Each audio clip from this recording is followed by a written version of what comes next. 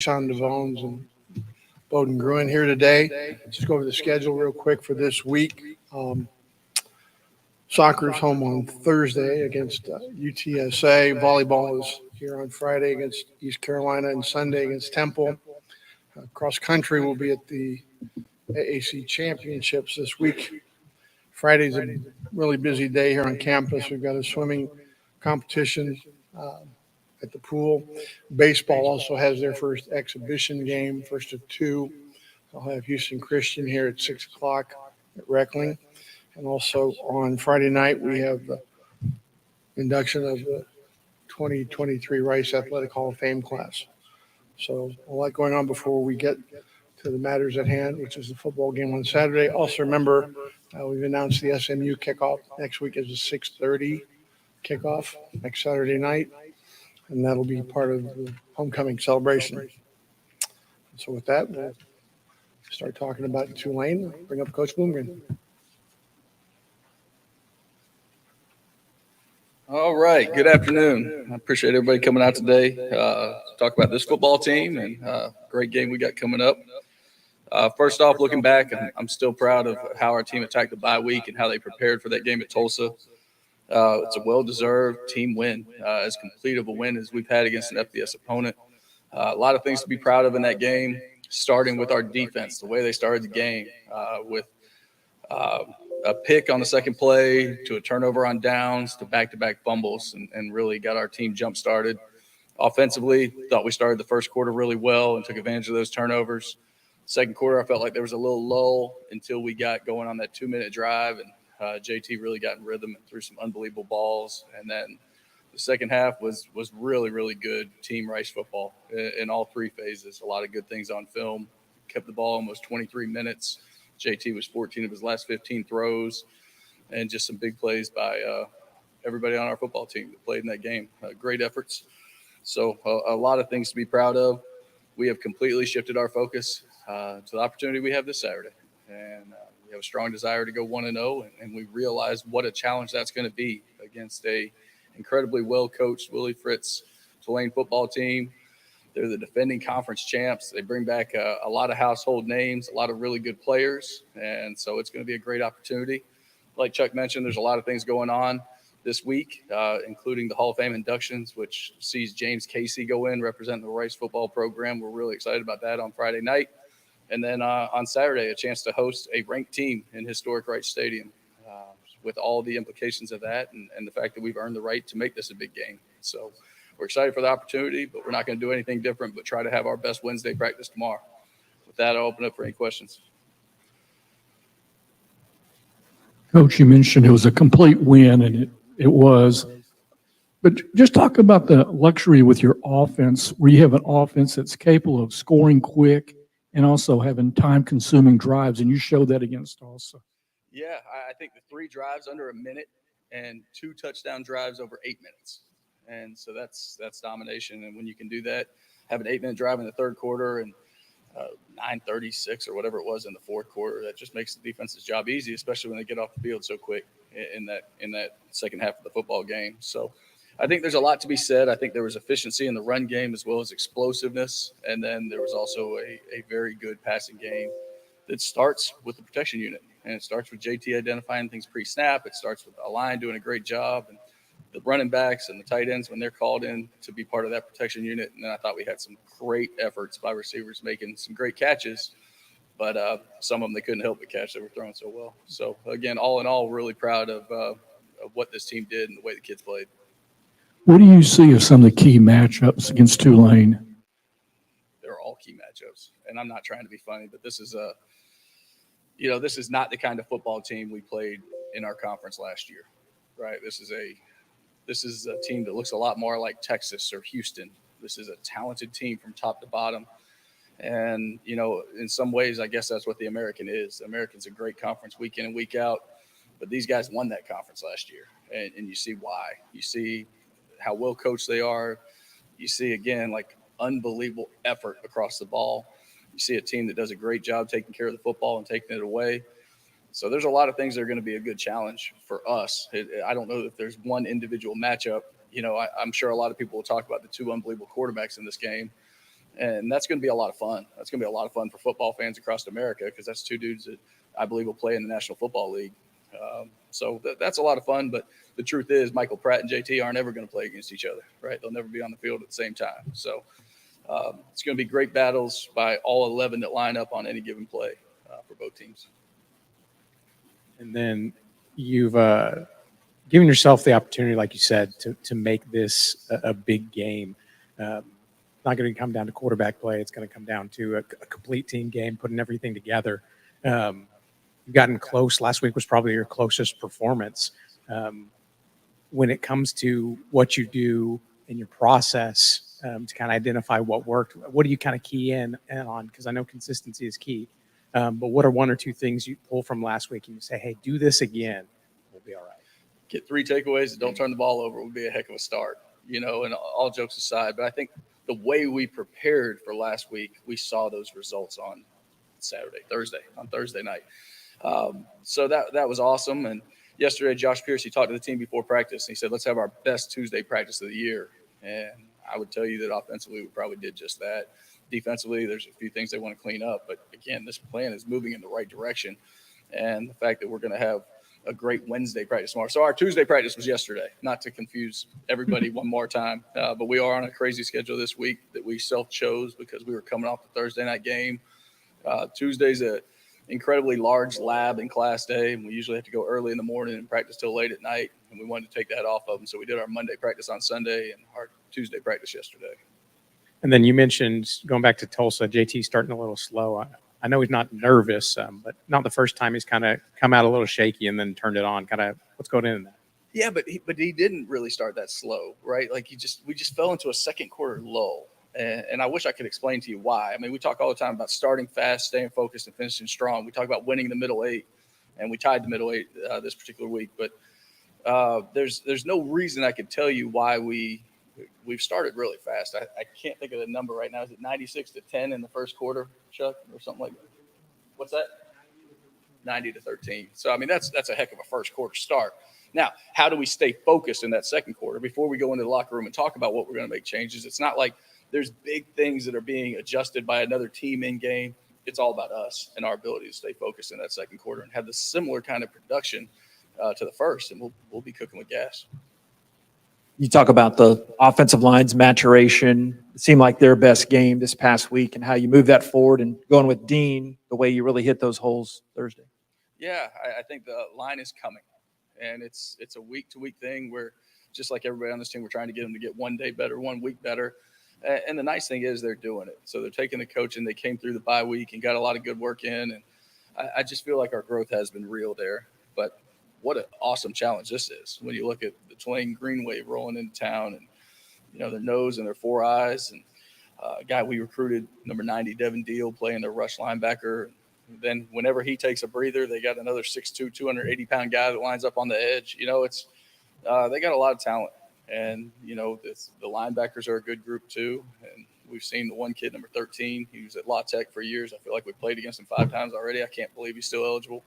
But he's starting for them at Tulane now. So talented group. It's going to be a great challenge for not just our offensive line, but those running backs. But I think the running backs are seeing things better too. They're trusting the linemen to be where they're supposed to be, and they're making good cuts. I thought what Dean did, it was well blocked. He was going to be clean to the safety, but the move he put on the safety to finish that run, those are things that are just exceptional. When you can do that, when you can make the safety fall down, that's a good deal. You're doing your job as a running back. Because what you can't stand is when you get a well-blocked play to the third level and the running back gets tackled by both your legs. You're like, gosh, I could have done that. I could have got tackled by both legs. So you love it when they make him miss.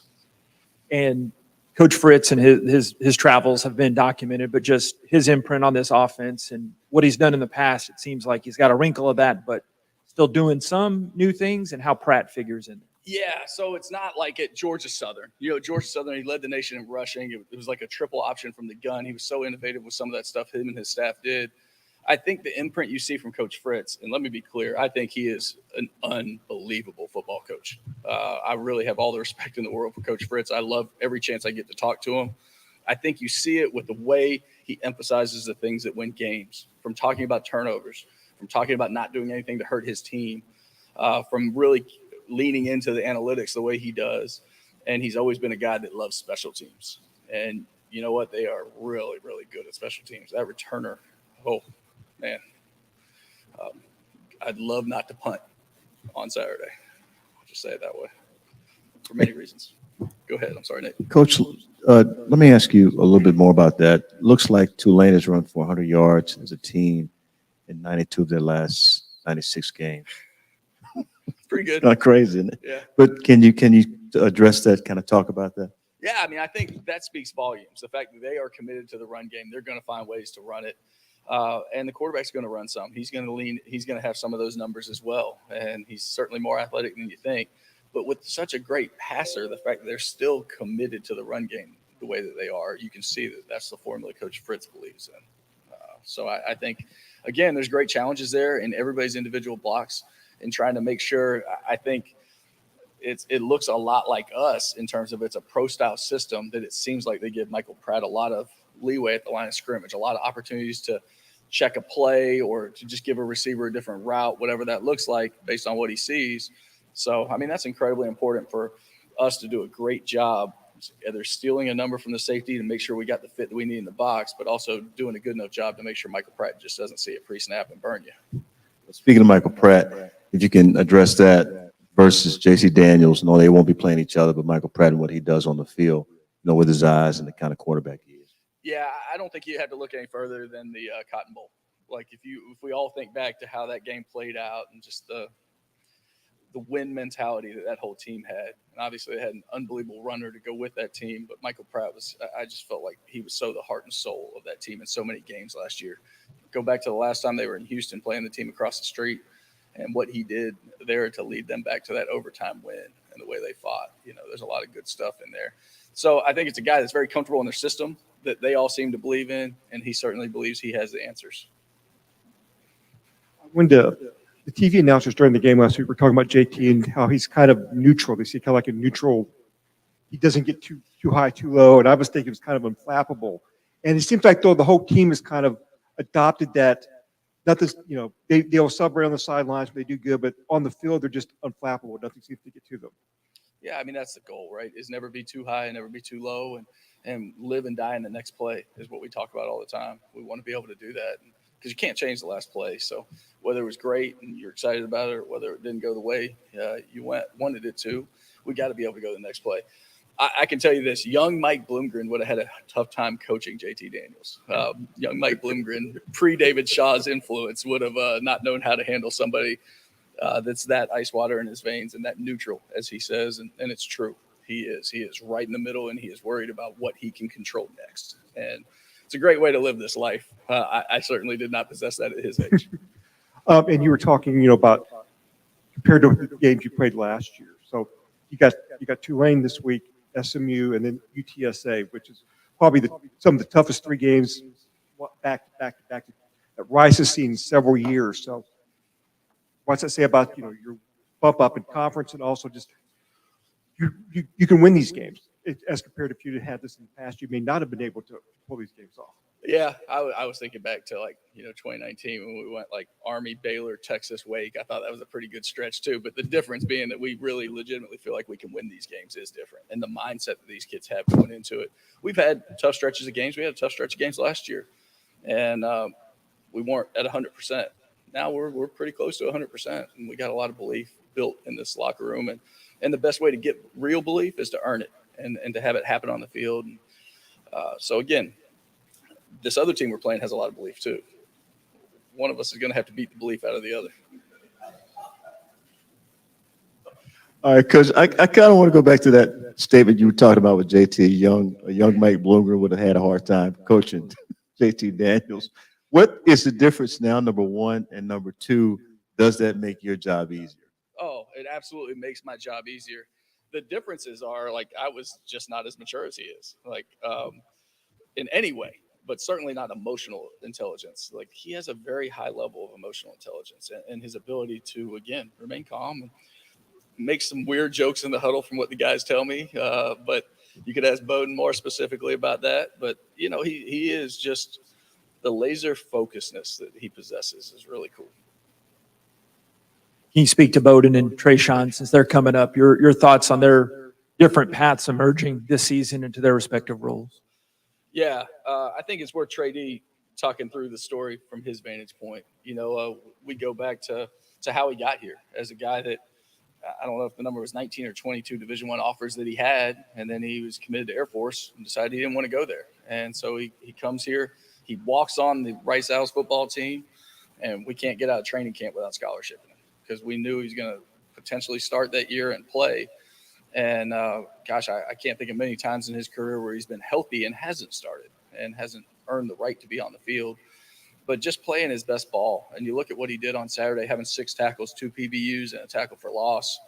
There's just a lot of good there in Trey D's performance. And, Trey D and DeBraylon Carroll are like twins, like brothers from another mother kind of thing. And they are very, very different humans. Trey D will still laugh and cut up, but like when you can lose Trey D, you can't ever lose DeBraylon Carroll. You can't ever lose the loudness of DeBraylon Carroll. So they're different in that regard, but Trey D's just a joy to have on this football team. I'm so proud of the growth and some of the things that he's overcome in his career from an injury standpoint. And it's, just glad he's here and glad he's healthy. With Bowden came in from junior college football after being in 2 unbelievable high school programs at Austin Westlake and then Mater Dei. I don't think he and JT had any overlap at Mater Dei, but, the program speaks for itself out there and the success of it. And then he goes to junior college. And I think he came in here and this was very different than his junior college offense. The volume of it, the amount of things certainly that we ask of a tight end. And, there was times last year where we wanted to get him on the field from a physical standpoint because of the ability he has, and we had to really limit his role. And now we don't have to limit anything. Bowden can do everything in our offense. And it's a commitment to him for learning it. It's also him continuing to grow and develop his body and his physicality. And I believe that. There's nothing we could ask Bowden to do that he's not capable of.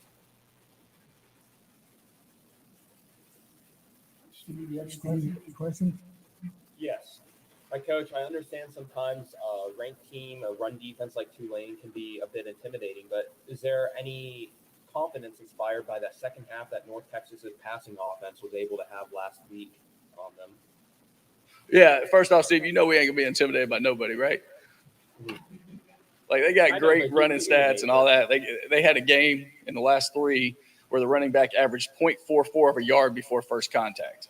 That's not real good. But we're not going to be scared to do what we do. We're going to put together great schemes, and we're going to play this game with the kind of balance we choose to play it. As we talked about, there is a level of excitement that for our offense, if we protect the passer and give him time, his ability to be surgical, I think, was just really clear in that 2-minute drive and right on through the game. Again, I can't remember if I said this today, but I believe he ended the game 14 of 15. And so when you can do that, that's pretty good football. And it's just proof that if we give him time, I think also like maybe one of the best plays that JT had in that game was we went with a play action protection and Jack Bradley was blocking a wide rusher and the guy kind of bent the edge and JT steps up, kind of shakes off the guy, and immediately he knows exactly where Bowden is and hit Bowden on a big crossing route. So there's just so much good right now when we can just give him time because he's always going to know where his answers are. And so many times he's finding the backs right now for efficient plays that keep the sticks moving. But when those explosive opportunities are there, he's hitting those as well. And then one other player I wanted to ask about was Matt Sykes. We saw him get his first catch last week. You talked a lot about him preseason. What's been the deal with him in seeing the field so far? And is that something we can expect to see more of going forward?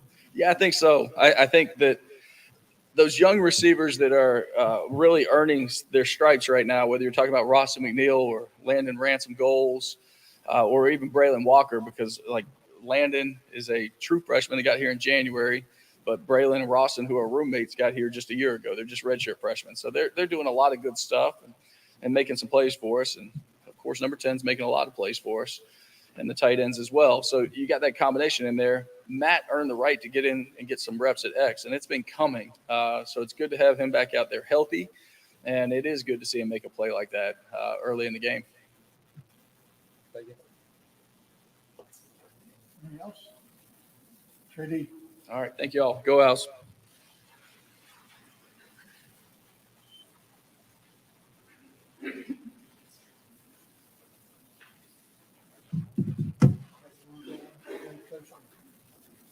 you heard Coach talk about it. So your first person narrative, what's the improvement been like for you, but coming back from injury and your recent great play? What's gone into that? Shoot, it's been honestly a lot. So I actually had prepared something that I was gonna read. And it's a scripture that I kind of read before the Tulsa game. And so like anybody that knows me since I've been playing at Rice, I hit the injury wall. That's kind of something that I've always been struggling with. And I've got hit with injuries that people never even heard of before, including myself. But before the Tulsa game, and it kind of speaks into like the kind of overall like talk of the team too. It was Jeremiah 17 verses 7 through 8, and it said, "But blessed is the one who trusts in the Lord, whose confidence is in Him. It will be like a tree planted by the water that sends out its roots by the stream. It does not fear when heat comes. Its leaves are always green. It has no worries in the year of drought. It never fails to bear fruit." And that was something that really stuck with me because a lot of those times when I was going through those injuries, it was hard to kind of like, I guess, find like hope in what was to come later on. And it really took a lot of prayer and it took a lot of guidance from God and having my teammates around as well to help me get through that. And so like now where I am now, I'm kind of sitting at this table that God has placed me at, and it's kind of just like, I got to be confident in that. Like He put me here for a reason. And so when I read that, I was just thinking like, dang, confidence. And then it happened that we went into the meeting before the game the next day, and Coach Smith talked about a thing that he said that he wants us to all to just relax. He said, inhale confidence and then exhale doubt. And when he said that, it kind of was just like, dang, like God worked for real. I just read this scripture on confidence, and then the coach talking about confidence. So I'm like, before a game, I'm like, man, let's go. Let's go out there and rock. I mean, they talking about confidence. Shoot, I'm confident now. So that was just something I wanted to share, and just that was on my heart. But coming back and playing and doing these great things, first got to give the glory to God on that, because I wouldn't be here without him. But I say it's a lot of help from my coaches and my teammates that has allowed me to be able to come out here and do what I'm doing today. Amen to that. What were some of the injuries like you said haven't heard about? Not to get too personal with HIPAA stuff, but and what's that battle been like recently? Because you had the buffer year pretty healthy, but then you've really turned it on now. So I went through a couple injuries over my time, but I get into the two that kind of was a shocker for like how it came about. So I got like a stress reaction on my femur one year.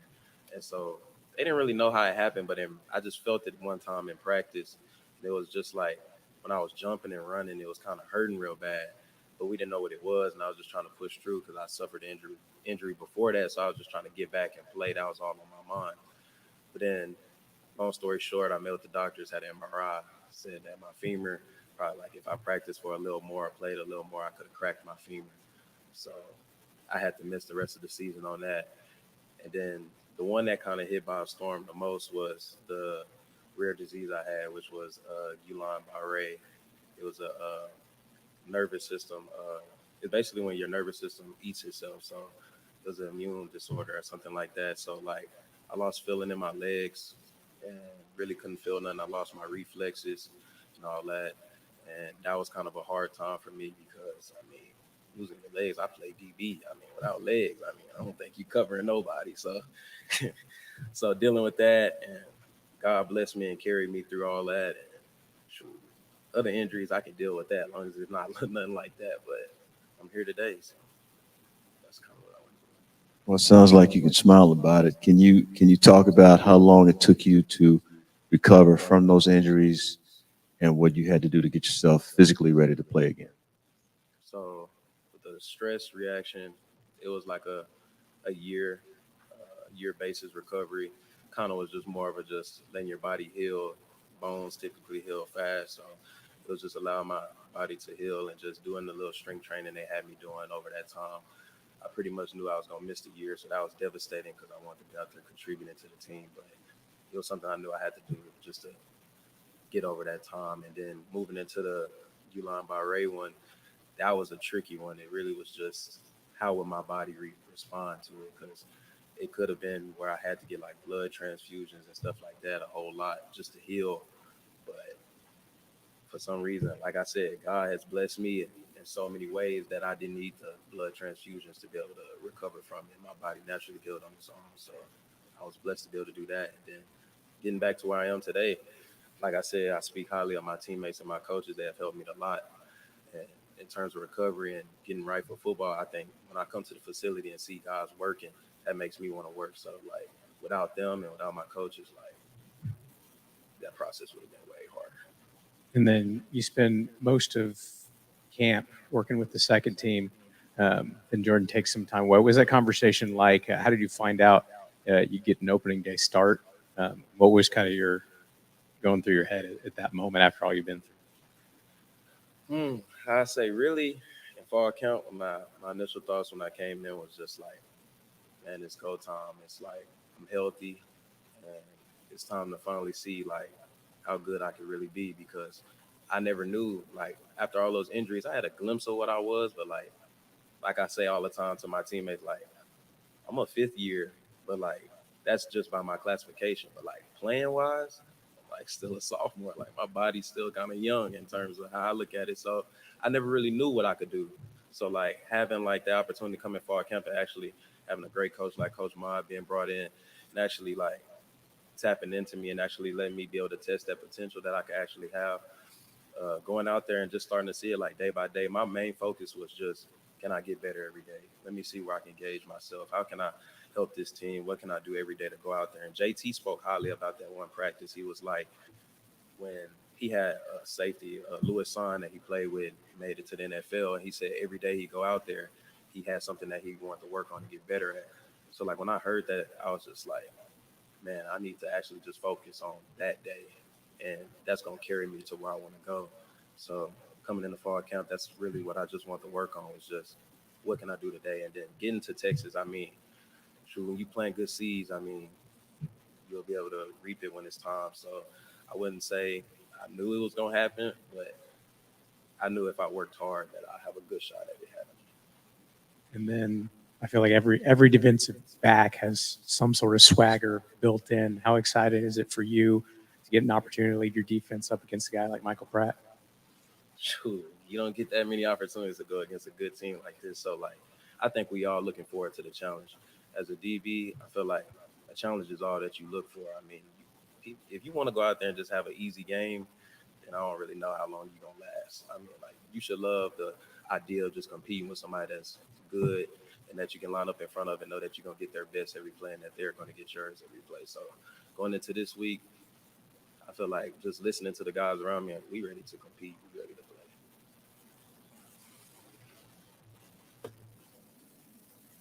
Steve, you have anything? Yes, you were talking about looking at each practice and wanting to get better at a certain area each day. Where do you think you have grown the most compared to where you were last year as a defensive back? I say that I probably grown more in just my IQ of the game. I feel like earlier on in my career, coming out of high school, I feel like what's really something that athletes don't really pay a lot of attention to or really think matters that much outside of just like your ability is really just being able to know, like studying offenses and actually knowing what's coming before it comes, and just knowing that like our coach preaches on, you're not playing the person in front of you, you're playing the person in the box. And so like hearing that and just like knowing that my preparation has to meet where I want what I want to execute on Saturdays is something that I feel like I've gotten a whole lot better at. So going into each game, I feel like preparation is something that I have improved a lot on over the years. And then talking about the Tulane game going forward, Jaquan Jackson and Lawrence Keys, those are receivers that are getting passes 30 yards down the field quite often. What's it like to prepare for these explosive wideouts where it's often a track meet downfield and solo coverage? Well, kind of like Coach said, moving to the American, I feel like everybody runs fast in this conference. So this is kind of just like a normal thing that we kind of see day in and day out, not discrediting no one at all like those receivers. But I feel like when you go against I don't really look at it as going against the receivers. I kind of look at it, like I said, with the preparation, going against their offense and what they're trying to do with those guys. So knowing that they are deep threats, that's kind of how their offense is shaped. So it's kind of just more of what can we do to kind of excel going against their offense and their tendencies and what they're trying to do with those good receivers that they have over there. Yes. Thank you.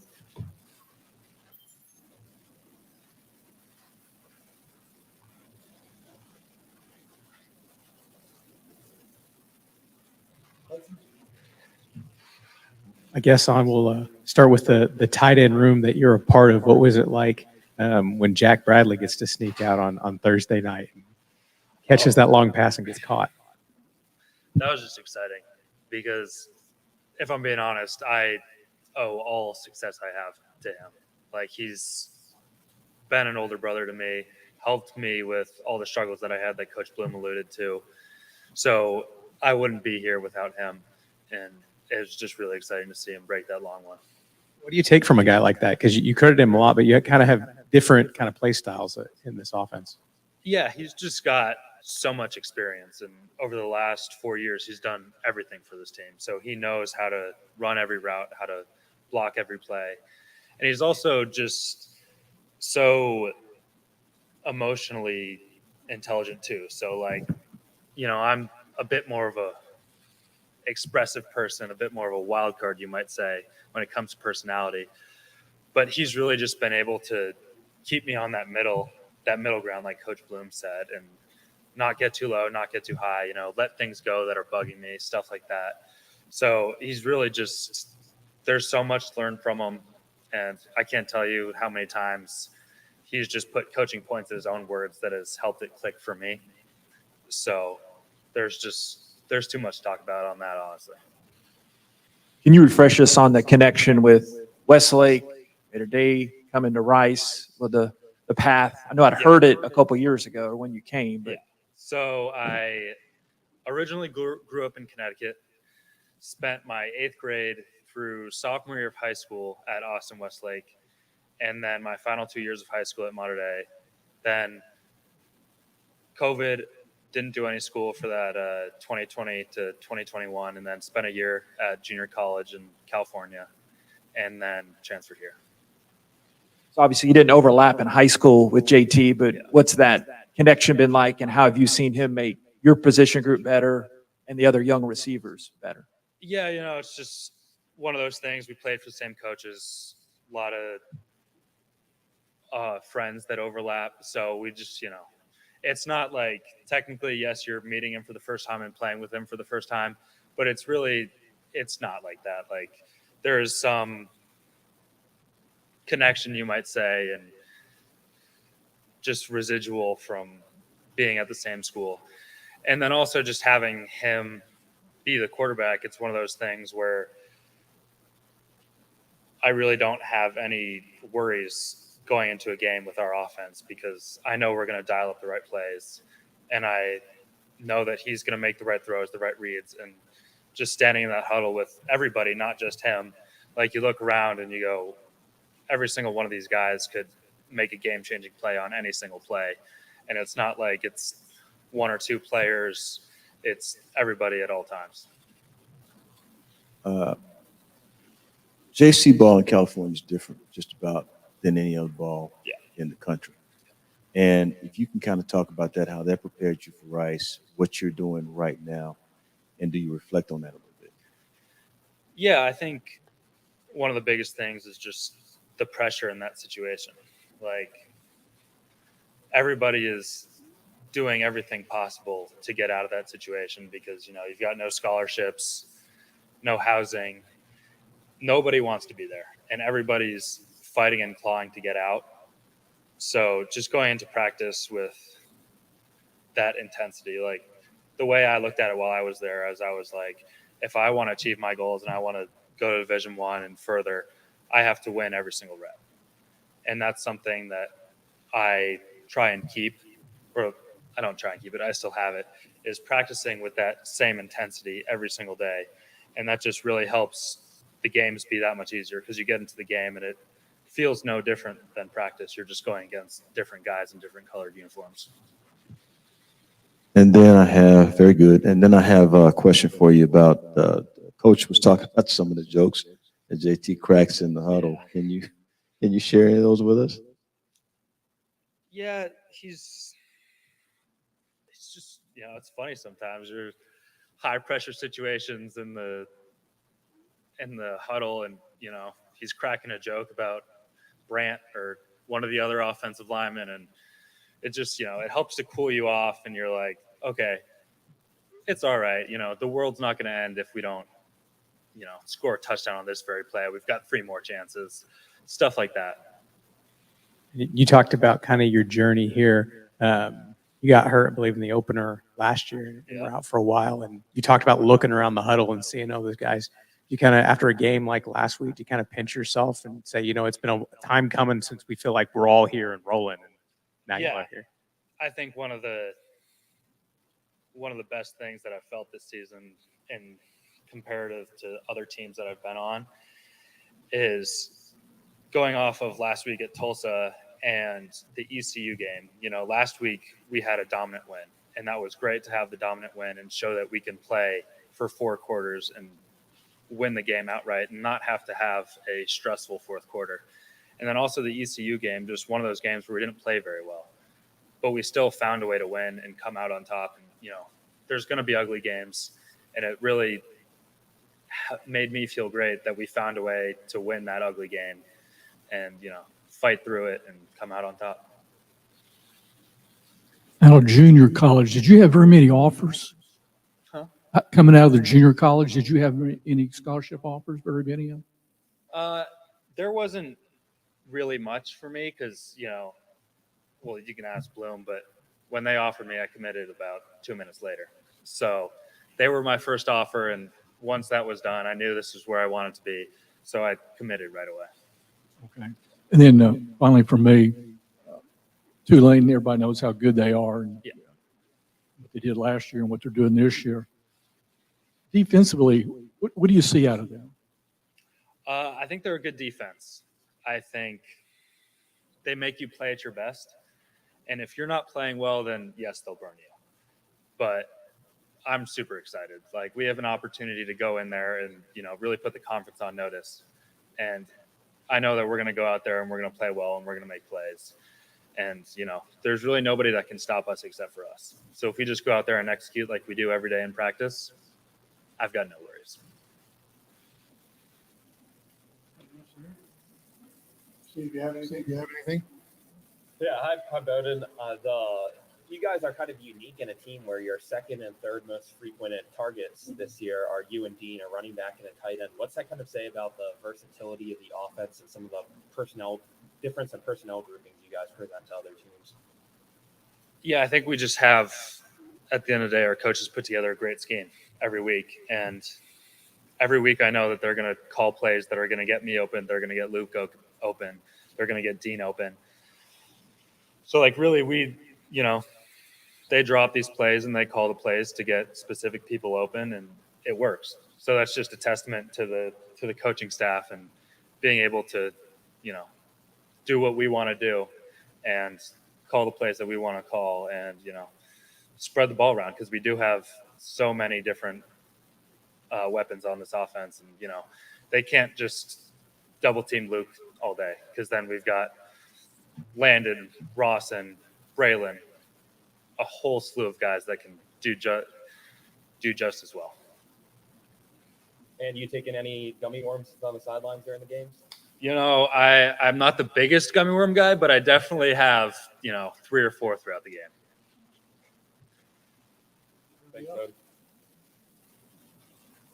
All right, thanks, everybody. We'll see you on Saturday.